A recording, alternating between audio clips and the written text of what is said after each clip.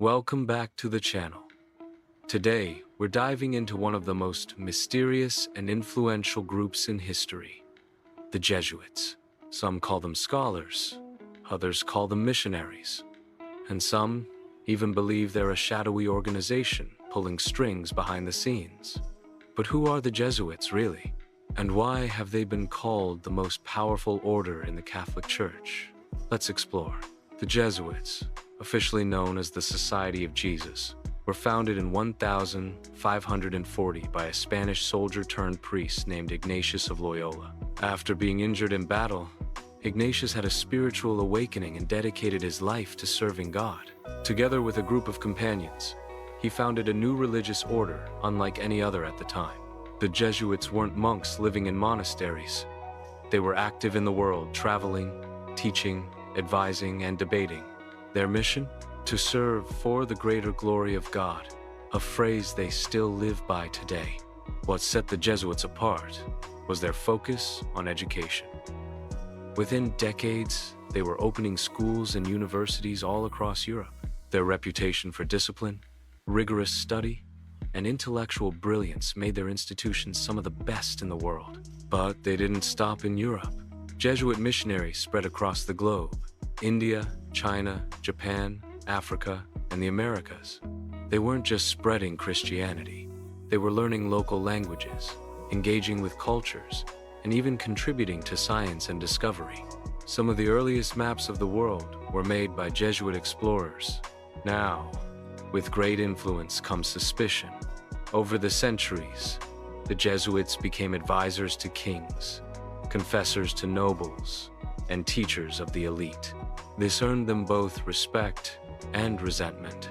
Governments grew wary of their power. Conspiracy theories spread that Jesuits were manipulating politics from the shadows.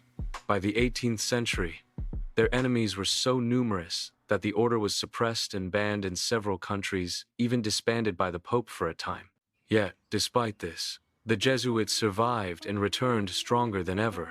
This history of secrecy and influence is why some people today still whisper about the Jesuits as if they're a hidden hand in world affairs. So what about today?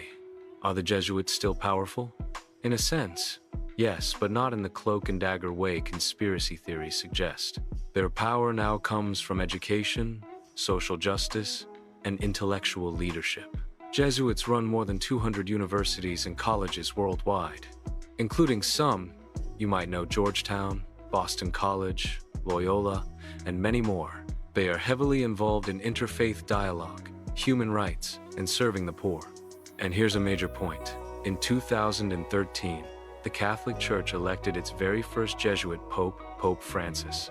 That alone shows how far-reaching their influence has become. Of course, we can't ignore the darker side of their reputation. For centuries, critics have accused the Jesuits of everything from political assassinations to world domination. They've been linked in theories with the Illuminati, the Freemasons, and even global financial systems. Now, how much of this is fact and how much is fantasy? That's up to you to decide. But one thing is clear. The Jesuits' combination of secrecy, influence, and resilience has made them a magnet for both admiration and suspicion. So, are the Jesuits the world's most powerful secret organization, or simply a group of dedicated priests and scholars with a long history of service? The truth probably lies somewhere in between. What we do know is this: few groups in history have left such a deep mark on education, politics, science, and religion. Love them or fear them, the Jesuits aren't going away anytime soon. Thanks for watching. If you enjoyed this dive into the Jesuits, don't forget to hit like, subscribe, and share your thoughts in the comments. Do you think they're just misunderstood? Or something more?